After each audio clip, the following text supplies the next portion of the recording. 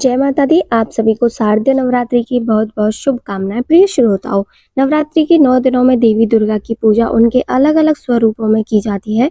साथ ही इन 9 दिनों में देवी दुर्गा के भक्त श्री दुर्गा सप्तशती का पाठ भी करते हैं और यह पाठ नकारात्मक ऊर्जा को दूर करके घर में सुख समृद्धि लाता है।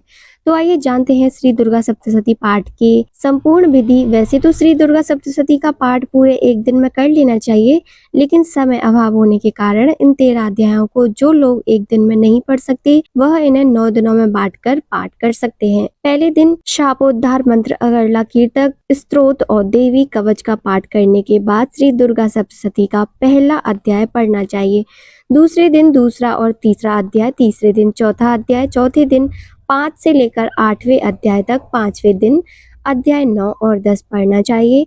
छठे दिन 11वां अध्याय, 7वें दिन 12वां अध्याय और 13वां अध्याय पढ़ना चाहिए और 8वें दिन मूर्ति रहस्यमय देवी सूक्तम का पाठ करने के बाद में क्षमा प्रार्थना करनी चाहिए।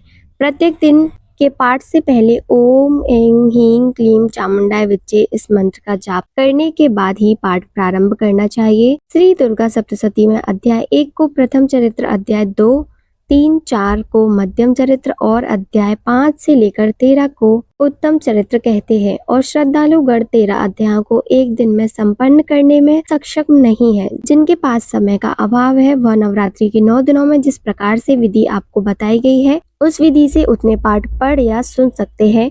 और नवरात्रि के अंतिम दिन श्री सिद्धि कुंजिका का पाठ करने से ही श्री दुर्गा सप्तशती का पाठ संपूर्ण माना जाता है और इस दिन आप श्री सिद्धि कुंजिका का पाठ भी अवश्य करें।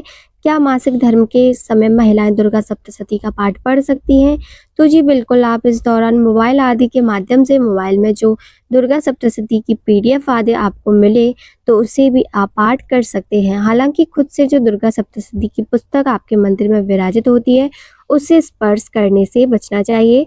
आप दुर्गा सप्तशती का पाठ भी सुन सकती हैं और दुर्गा सप्तशती का पाठ करते समय या जिस घर में दुर्गा सप्तशती का पाठ होता है, उस घर में लहसुन, प्याज का या तामसिक चीज़ों का सेवन इस दौरान नहीं करना चाहिए।